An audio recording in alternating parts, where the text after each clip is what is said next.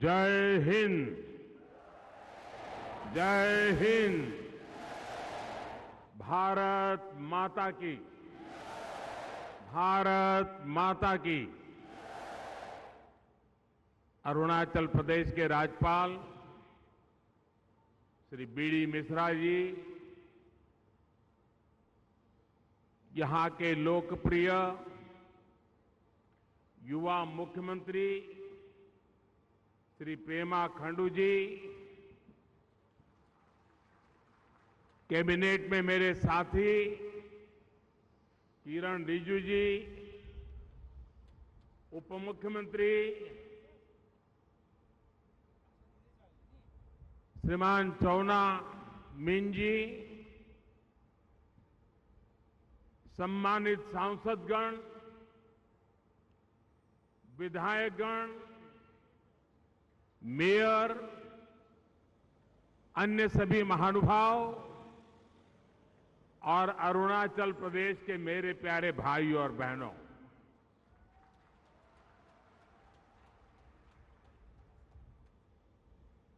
अरुणाचल आना मेरे बहुत बार हुआ है।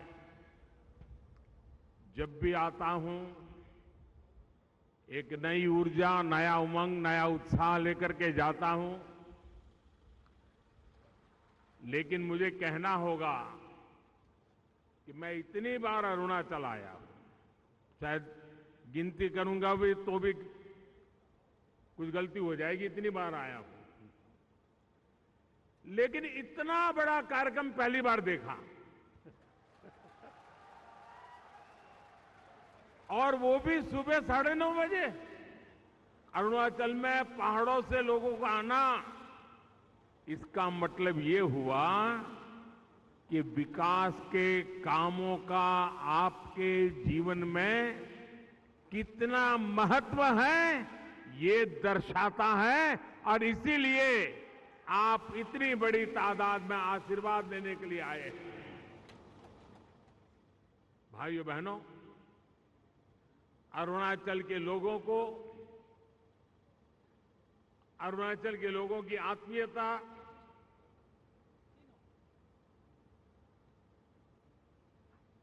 कभी भी अरुणाचल के लोगों को देखो, वो हंसते ही हैं, चेहरा मुस्कुराता रहता है।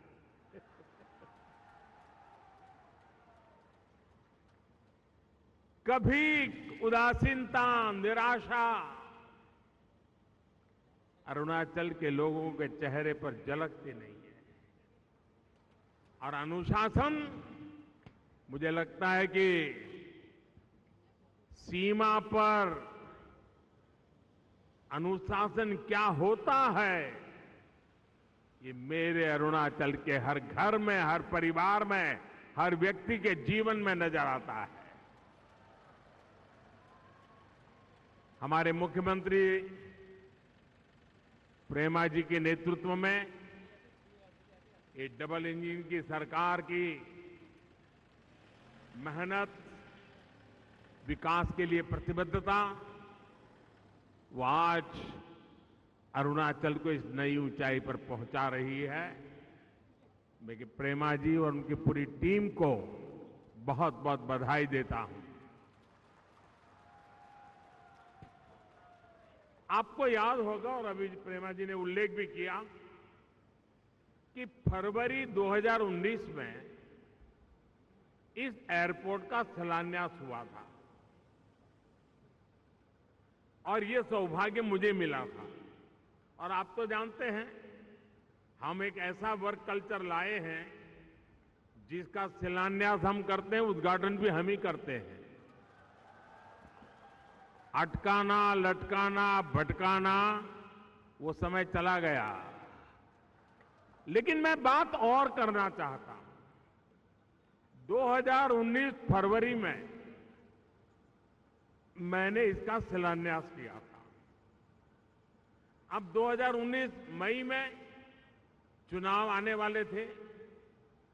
ये जितने पॉलिटिकल कमेंटेटर होते हैं, जिनकी आंखों पर पुराने जमाने के चश्मे टंगे हुए हैं, इन लोगों ने चिल्लाना शुरू कर दिया, लिखना शुरू कर दिया, बोलना शुरू कर दिया। एयरपोर्ट वेयरपोर्ट कुछ बनने वाला नहीं है, ये तो चुनाव है ना, इसलिए मोदी यहां पत्थर खड़ा करने आ गया है। और यहां हो रहा है नहीं, हर चीज में उनको चुनाव नजर आता है। हर चीज के अंदर किसी भी अच्छे काम को चुनाव के रंग से रंग देने की फैशन हो गई है। इन सब लोगों को आज इस एयरपोर्ट का उद्घाटन एक करारा जवाब है, उनके मुंह पे तमाचा है। और मेरी इन पॉलिटिकल कमेंटेटर से आग्रह है, करबद्ध प्रार्थना है कि भी अब पुराने चश्मे उतार दीजिए। ये देश नए उमंग और उत्साह के साथ चल पड़ा है। राजनीति के तराजू से तोलना बंद कीजिए।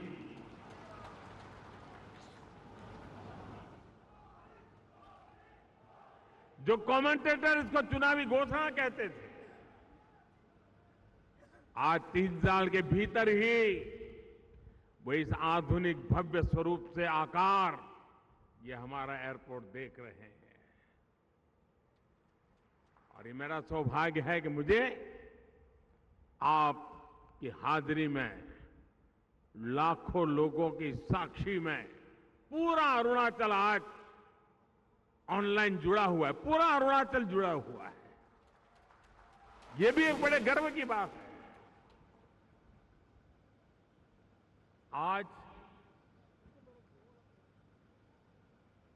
न अभी यहां कोई चुनाव है, न कोई चुनाव आने वाला है, उसके बावजूद भी हो रहा है, क्योंकि आज देश में जो सरकार है उसकी प्राथमिकता देश का विकास है, देश के लोगों का विकास है।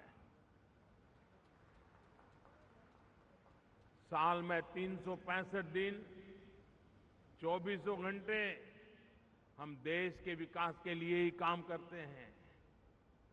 और आप देखिए, अभी मैं जहां सूरज उगता है उस अरुणाचल में हूं, और शाम को जहां सूरज डूबता है वो दमन में मैं जाकर के लैंड करूंगा जी। और बीच में काशी जाऊंगा। ये मेहनत एक ही सपने को लेकर के चल रही है, जी जान से जुटे हैं, मेरा देश आगे बढ़े।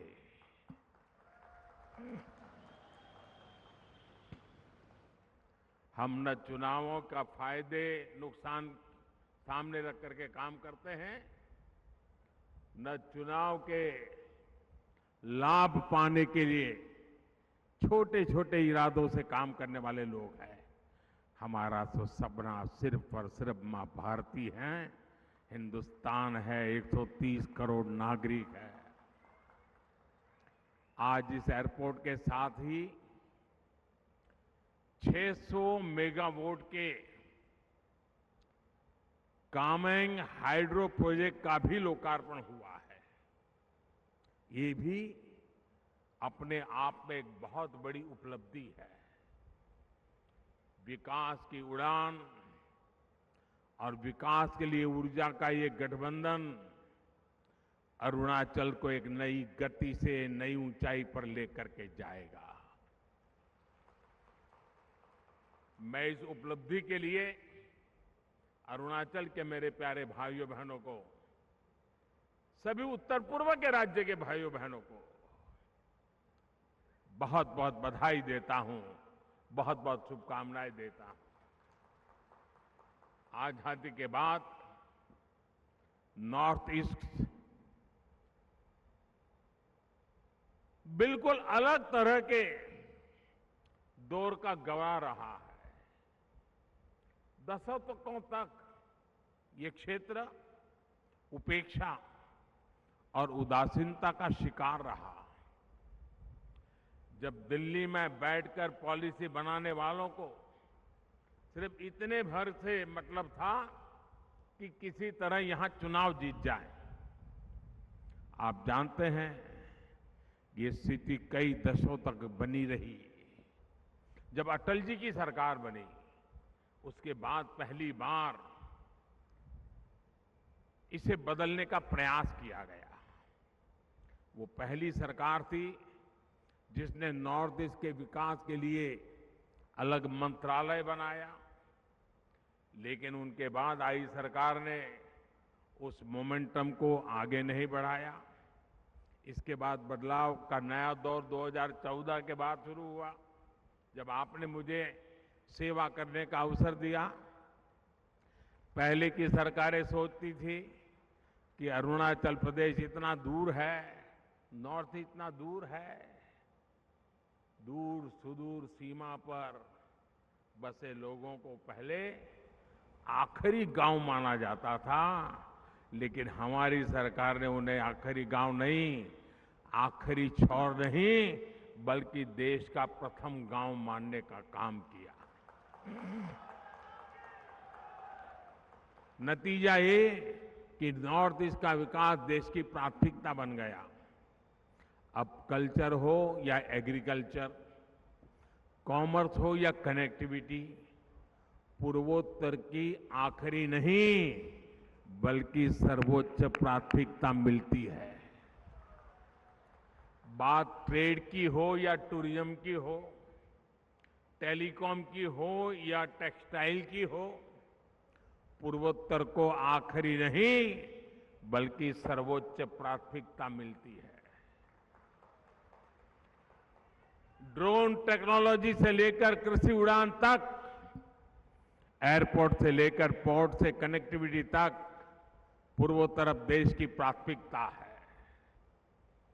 भारत का सबसे लंबा ब्रिज हो या सबसे लंबा रेल रोड ब्रिज हो, रेल लाइन बिछानी हो या रिकॉर्ड तेजी से हाईवे बनाना हो, देश के लिए पूर्वोत्तर सबसे पहले है।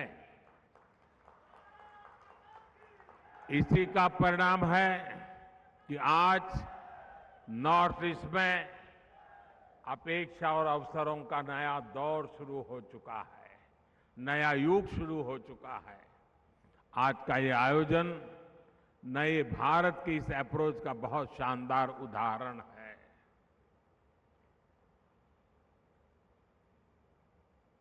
डोनी पोलो एयरपोर्ट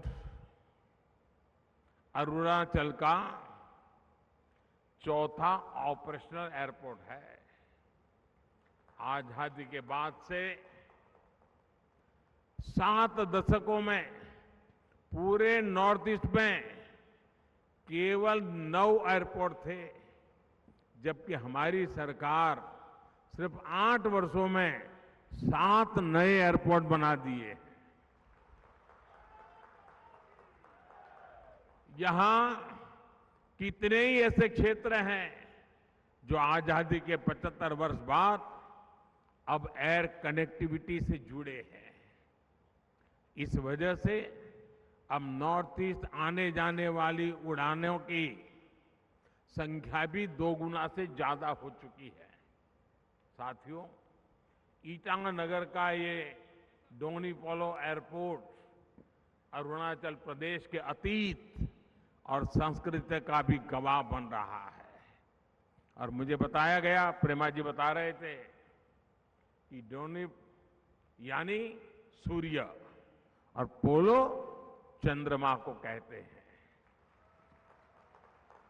और मैं अरुणाचल की डोनी पोलो संस्कृति से भी, उसमें भी विकास के लिए एक सबक देखता हूं। प्रकाश एक ही है, पर सूरज की रोशनी और चंद्रमा का प्रकाश, शीतलता, दोनों ही को अपनी अपनी एक अहमियत है, अपना एक सामर्थ्य है। ठीक इसी प्रकार जब हम विकास की बात करते हैं तो बड़े बड़े प्रोजेक्ट हो या गरीब तक पहुंचने वाली जन कल्याण की योजनाएं, दोनों ही विकास के जरूरी आयाम है।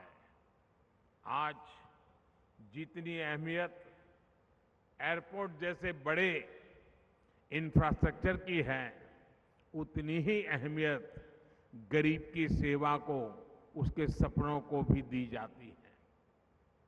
आज अगर एयरपोर्ट बनता है तो उसका लाभ सामान्य मानवी को कैसे मिले, इसके लिए उड़ान योजना पर भी काम होता है।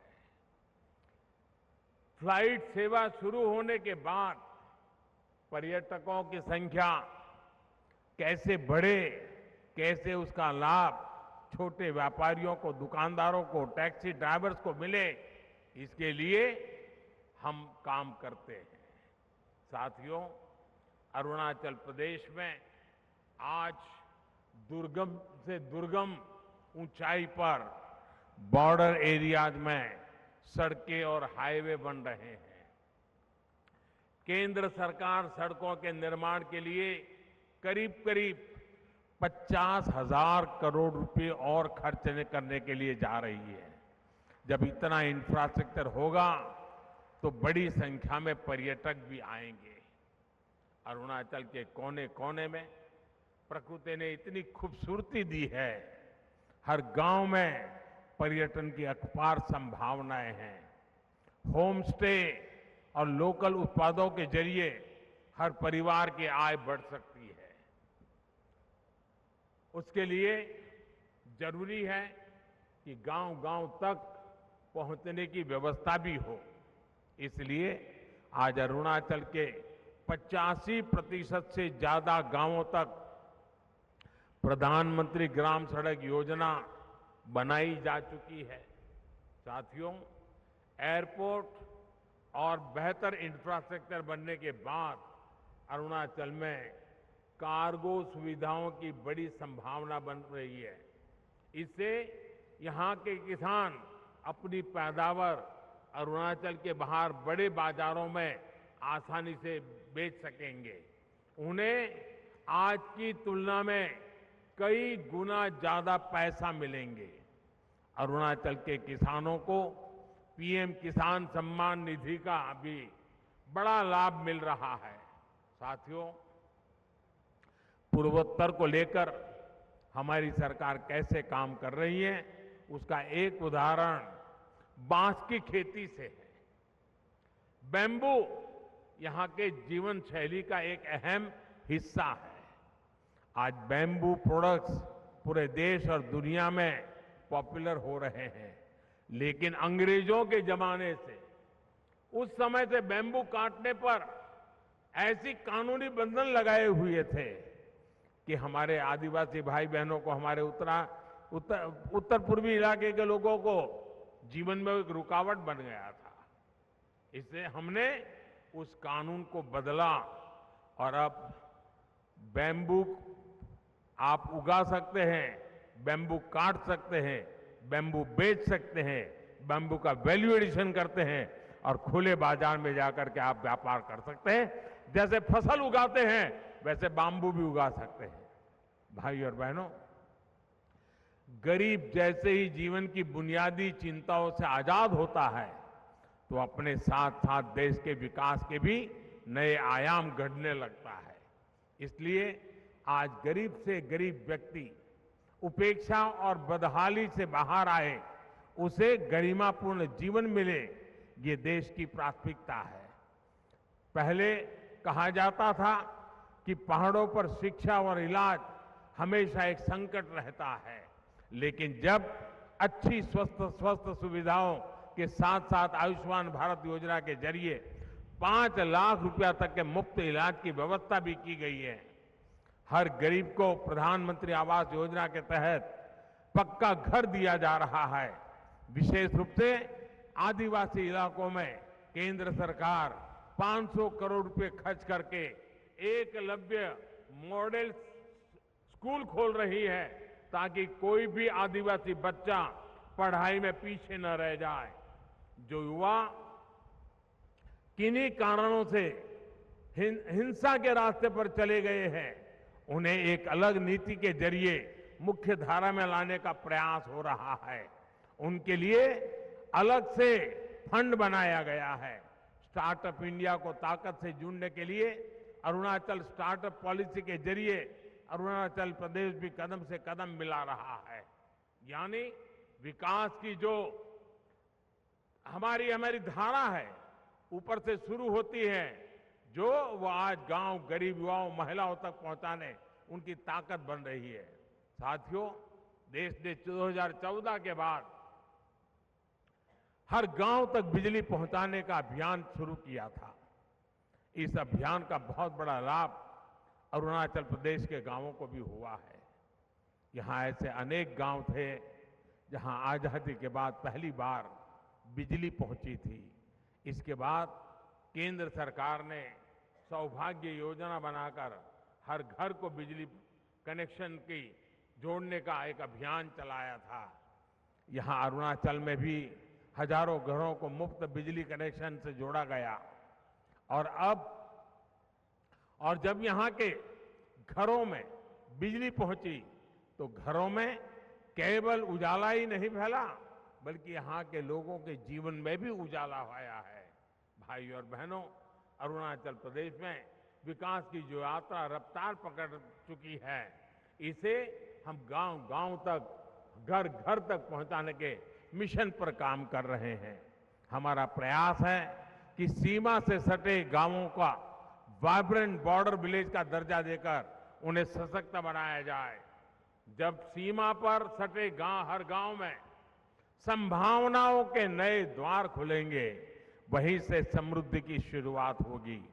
वाइब्रेंट बॉर्डर विलेज प्रोग्राम के तहत सरहदी गांवों में पलायन को रोकना और वहां पर्यटन को बढ़ावा देने की योजना पर तेजी से काम हो रहा है।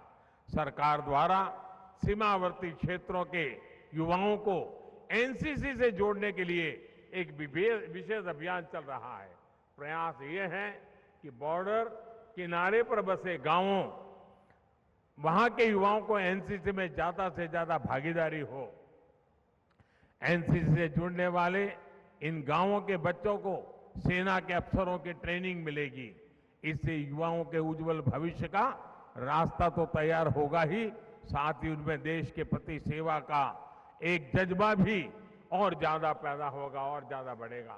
साथियों, सबका साथ, सबका विकास के मंत्र पर चलते हुए डबल इंजन की सरकार अरुणाचल के विकास के लिए, लोगों की ईज ऑफ लिविंग के लिए प्रतिबद्ध है। मेरी कामना है विकास का ये अरुण इसी तरह यहां अपने प्रकाश को बिखारता रहे। मैं एक बार फिर प्रेमा जी, उनकी पूरी सरकार को इस सारे भारत सरकार की योजनाओं को आगे बढ़ाने में सक्रिय सहयोग के लिए मैं बहुत बहुत बधाई देता हूं। और हमारे पूरे पूर्वोत्तर के हमारे साथियों को भी, हमारी माताओं बहनों को भी बहुत बहुत बधाई देता हूं। मेरी तरफ से आपको बहुत बहुत शुभकामनाएं। बहुत बहुत धन्यवाद।